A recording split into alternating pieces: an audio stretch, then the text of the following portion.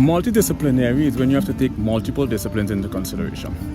One area I might get into area of psychopathology, mental disorders, pathology, mental diseases, and I might get into key in on areas.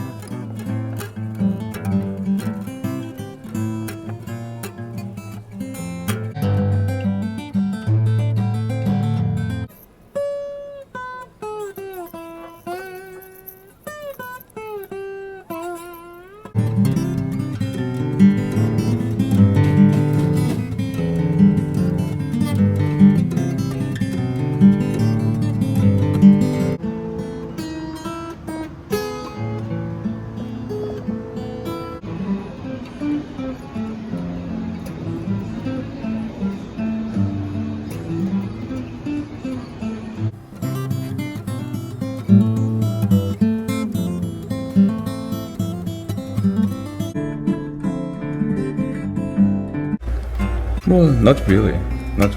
Then on your general